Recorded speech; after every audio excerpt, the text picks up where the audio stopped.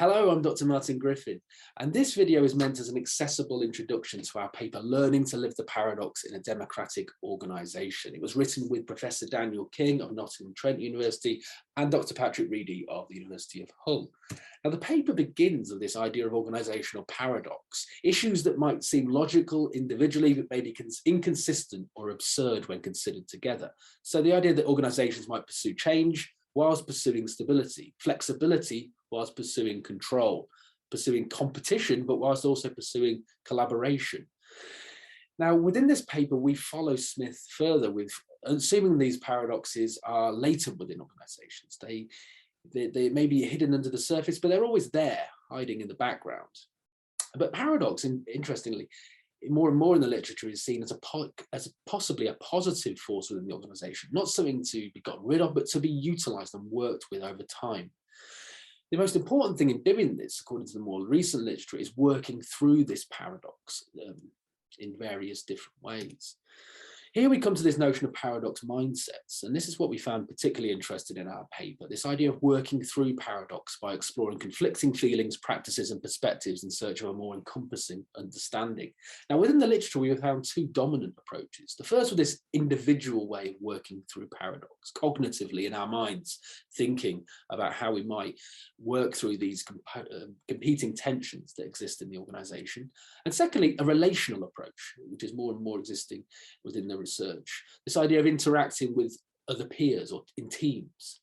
Now, we looked at the literature and felt there was perhaps a third level missing here, this idea of deliberatively working through paradox within organisations, collectively, not just in teams or within peer, but collectively as a large group. And that's where our own contribution to the literature fits within this particular paper. Now, the methods of the paper focus upon, or come out of a 3-year study, ESRC grant that I was awarded back in 2015, working with 24 democratic organisations and really trying to take a more affirmative approach to critical management studies. It basically works around, the paper actually focuses on this idea of setting up a new democratic organisation ourselves, actually getting our own hands dirty. And this is where this new approach to CMS that we're trying to push forward of actually getting more practically involved in organisations. And the organisation we call here is the Sociocracy Practitioner Alliance. And that's what we founded with another person and then gradually built up over time. And this involved working with academics who are experts in workplace democracy, consultants who get out there and help organisations to become more democratic, and practitioners who are actually working in these democratic organisations and trying to get them to work together on a day-to-day basis to improve democratic organising. So this paper really explores our individual journeys, mine, Daniel's in particular, of actually setting this organisation up and the paradoxical feelings we felt in doing so. Now, in order to do this, the most obvious methodological route to take was to use autoethnography. Obviously, this is the only real way you could understand how we were feeling inside at the times, to have kept notes and diaries of how we were feeling, whilst also using that other data that we collected along the way.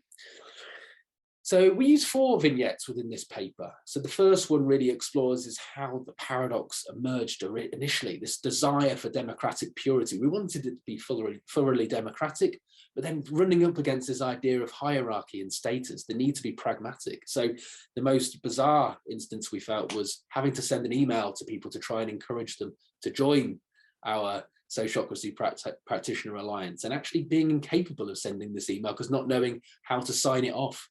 You know, whether it was just me and Daniel, or whether it, you know, and that was quite status driven, or it should be from a collective.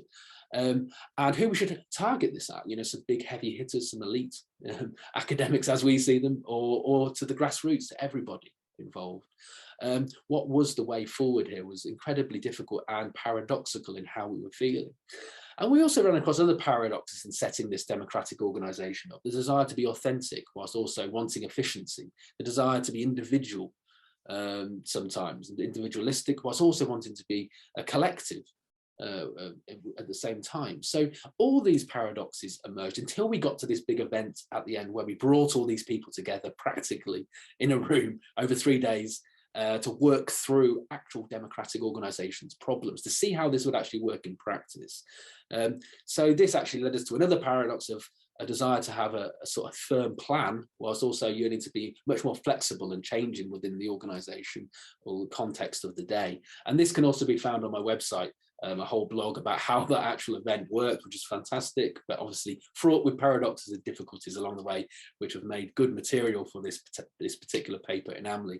Now, all this leads to a deliberative model of paradoxical mindsets, which is slightly small here, but if you read the paper within AMLI, you'll see it in all its glory. And then we hope we've really captured the interaction here between the individual and collective levels of deliberation, and how paradox is worked through at each of these levels, collectively and individually, and how this is more of a cyclical process that goes across over time. Now, the point of our paper, the contributions that it makes to the literature, is that the deliberative model perhaps can, help to relieve the anxiety of dealing with paradox on a day-to-day basis. It can make power relations and abuse of power more visible through the collective, perhaps, and it can even provide a deeper understanding of the nature of paradox. And in order to see that, read a little bit more about how we did that within these organisations, I encourage you to read the paper in full in Academy of Management. We also feel it's made a methodological contribution towards a more practical critical management study, something that me and Daniel are very much interested in pushing forward in the coming, in our recent studies and in the coming years. A sort of critical democratic methodology for interventions, if you will, where we actually go out with consultants and practitioners to actually do more democratic work in practice, whilst being aware of the difficulties and potential compromises we face as academics if we do so. So finally, we also feel it's made a contribution to management learning in general, sort of contribution towards a more critical pedagogy in general, and how we can actually help to teach students using these collective forms of paradoxical understandings to actually help them to face paradoxes in their own working lives, which we think is also incredibly important. And so thank you for listening to the overview of the paper, and I do encourage you to go away and read it in full. Thank you very much.